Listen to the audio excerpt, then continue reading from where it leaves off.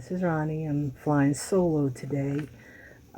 Just wanted to come on and make a quick video about a situation that I find myself in. And most of the videos that we do are lighthearted and funny, and the stuff that I want to talk about today, that I'm going to be discussing, is something that's very serious and that affects millions of people, including myself. And this is something that runs on my dad's side of the family, which is diabetes.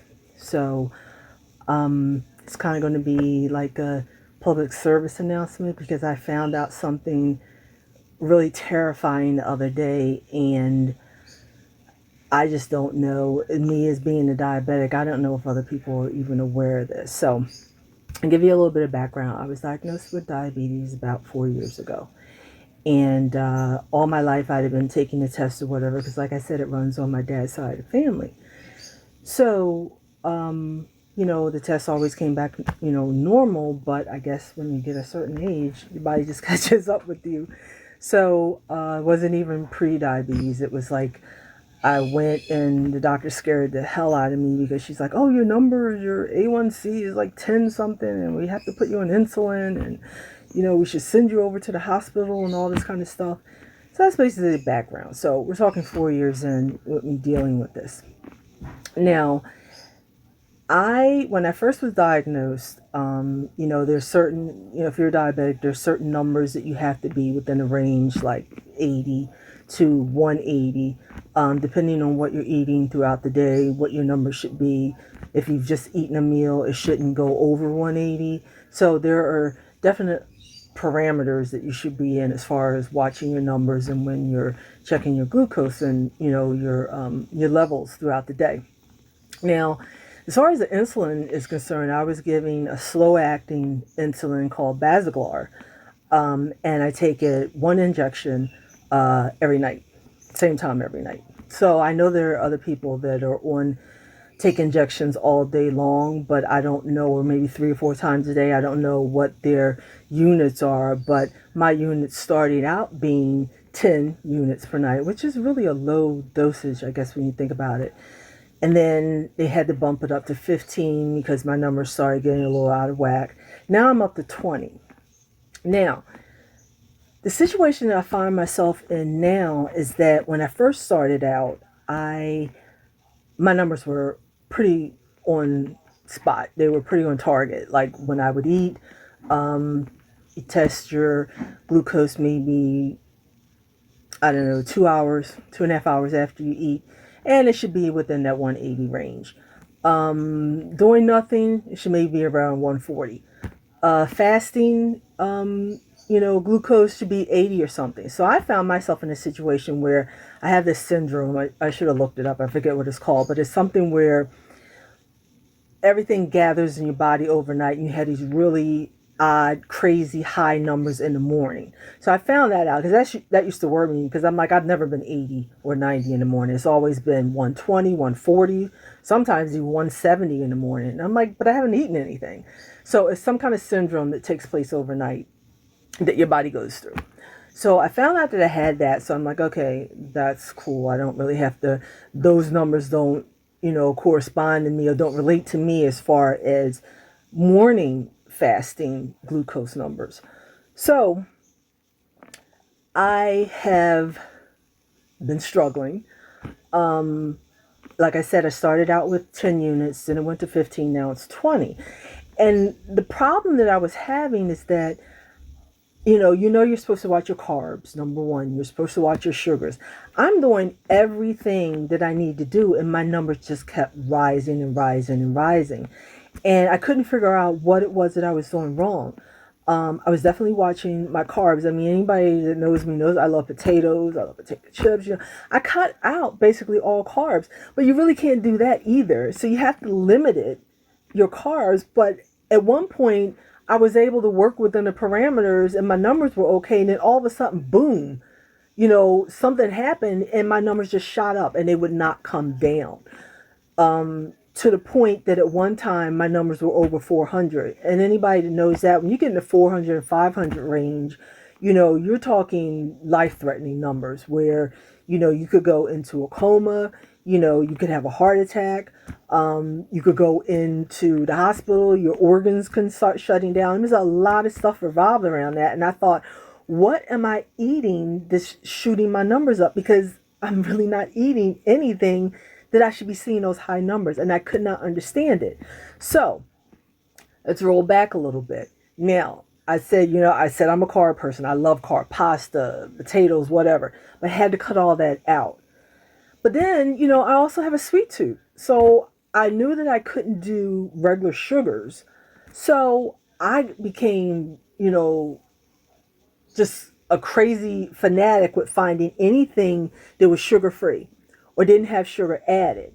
And I thought, well, I'll do a little bit at a time. It's not like I had it every day. Sometimes you just want like a popsicle, or you just want like a fruit bar or something like that. And I found all this stuff that was sugar free, the Atkins, just anything that didn't have sugar added, or even the carbs that were like low carbs. Because the doctor didn't tell me this, but I just figured from all my research, because when I find out anything, I research things to the hilt.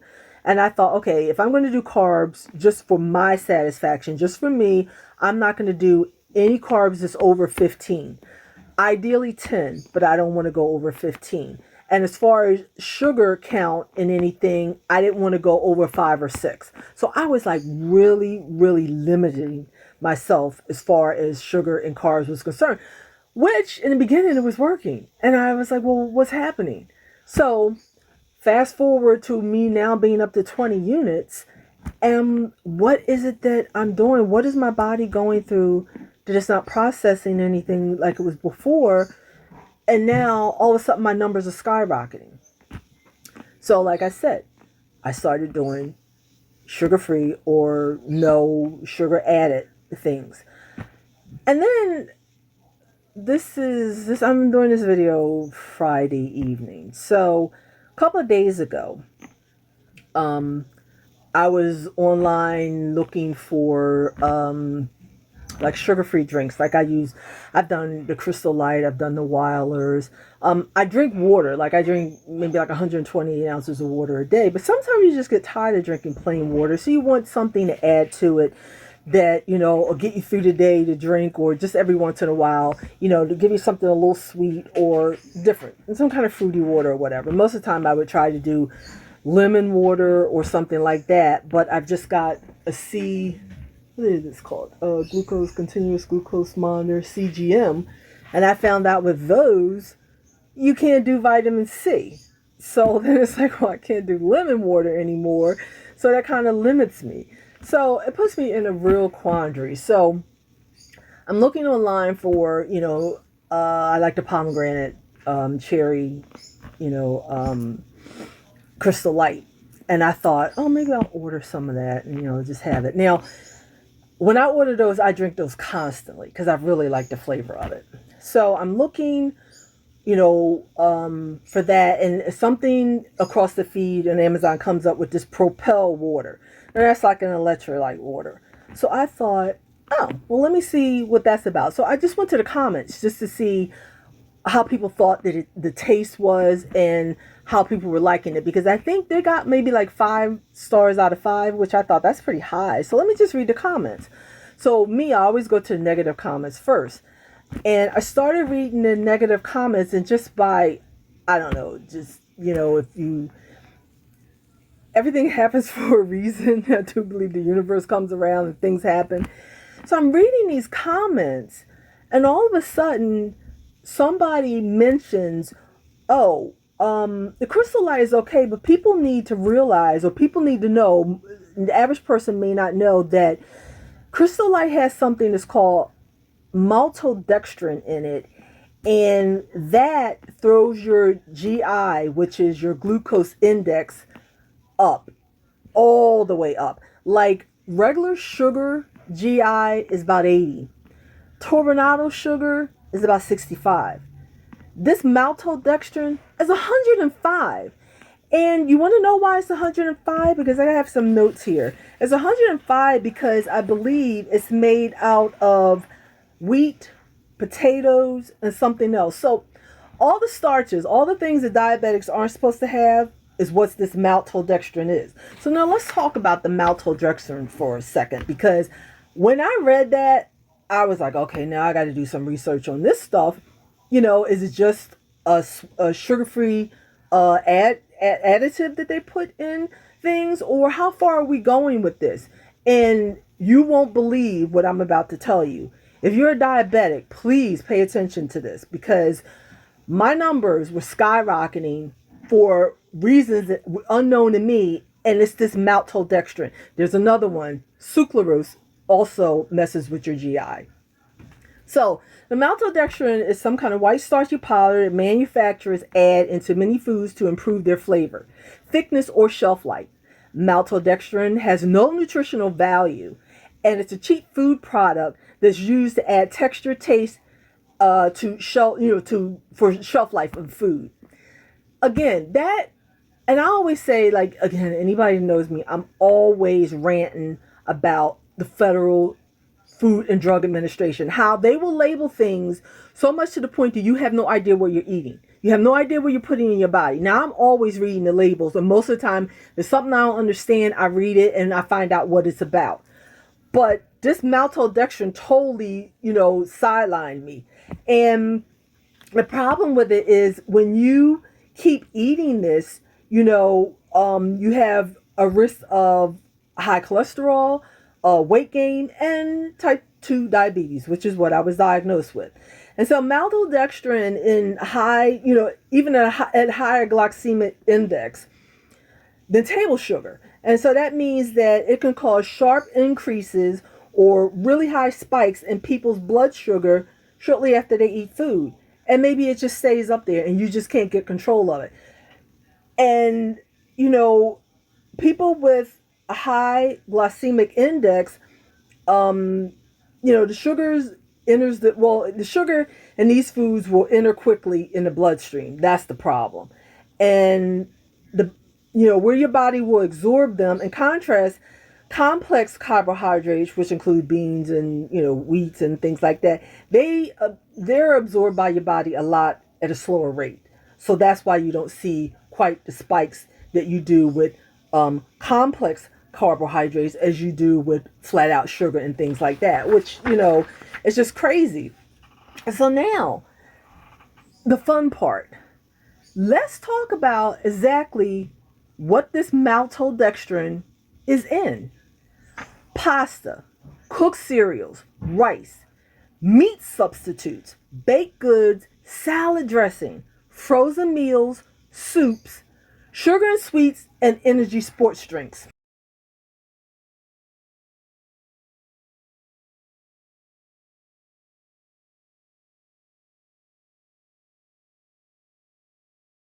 Basically, any kind of processed food. So now, let's step back a second. And when I said, why are my numbers so crazy?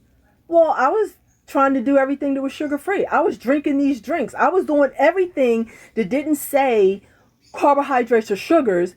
But little did I know, this maltodextrin was hiding in weight, spiking my numbers to crazy, crazy amounts. So much so that I spoke to my doctor about going on one of those Jardians or an extra thing to get my A1C down, because I thought I couldn't control it.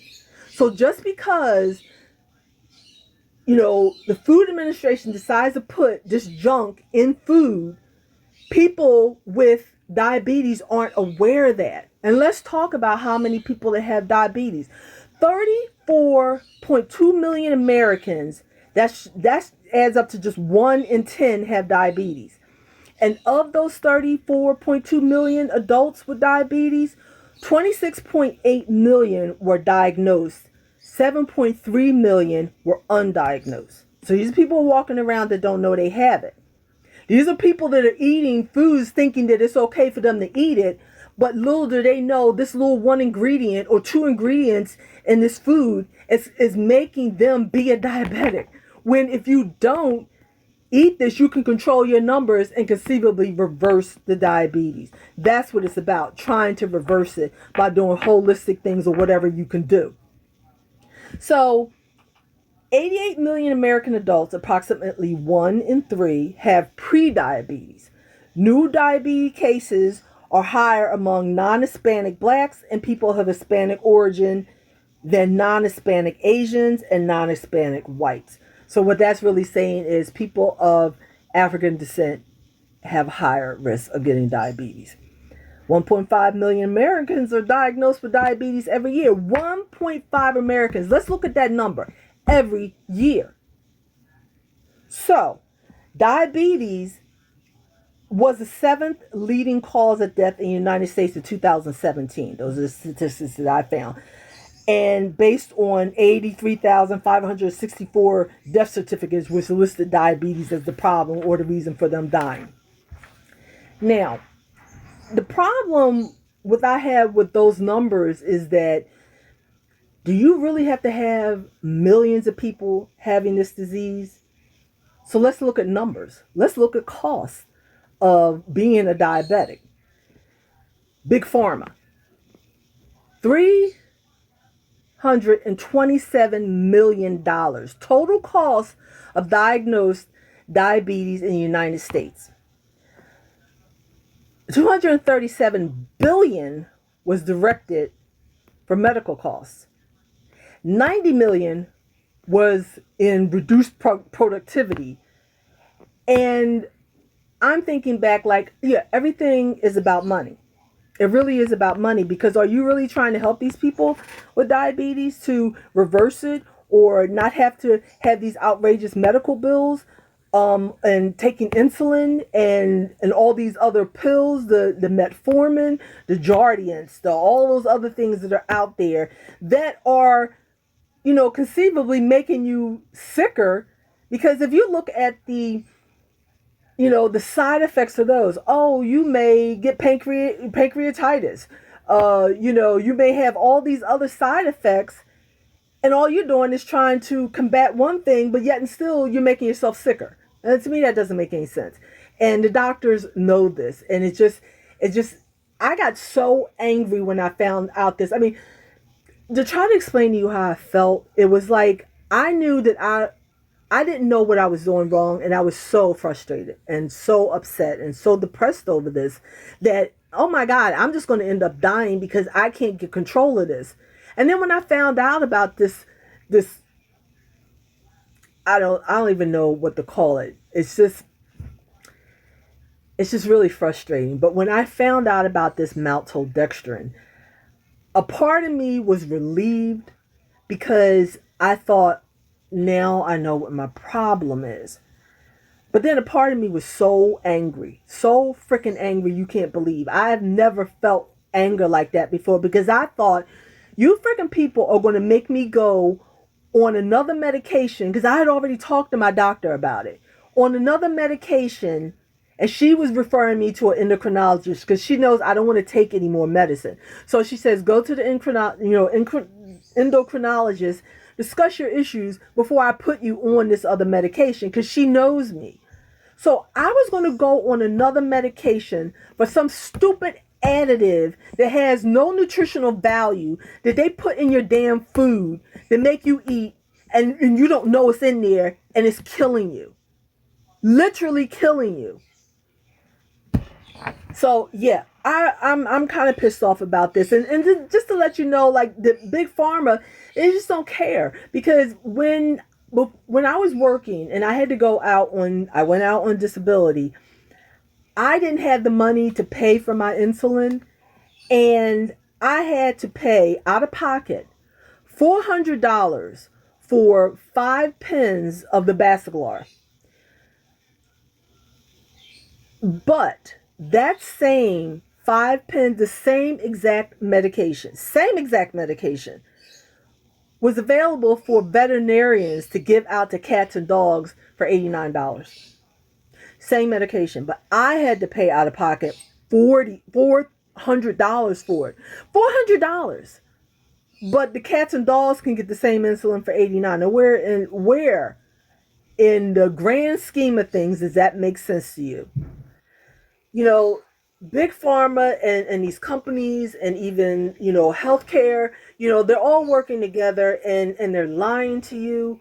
about a lot of things that they want you to take because one hand is feeding the other, and it's just really, really crazy, folks. And you know, my advice is, because I know when I find something out, I research everything to the hilt. But please, people out there who are diabetics, if you're watching this video, please do the research on the maltodextrin, the sucralose, anything that you don't, any weird name sounding, Greek sounding name or whatever it may be.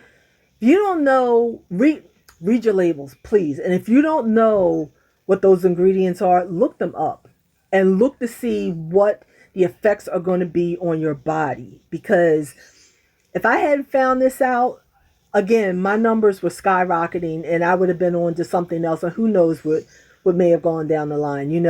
I'm trying to reverse this. I'm trying to reverse it, and I know that it can be done because I know people who have done it. So I'm trying to do it with a lifestyle change, my eating habits, and it just wasn't working because I thought that I was just eating stuff that was low calorie or low sugar because it said no sugar. I thought it was okay for me. Every once in a while, when you get a sweet tooth, have a popsicle, have this, have a bar or something, have a cookie, the sugar free, and you can't do it. Diabetics can't do it. It's like, what are you going to eat? This stuff is in everything. Now I find myself looking. I wanted to have a pickle the other day, and I looked to see if it was in a pickle. But you have to be careful. You have to look at the ingredients because it really is in all product food, or mass product, mass produced is what I'm trying to say, food.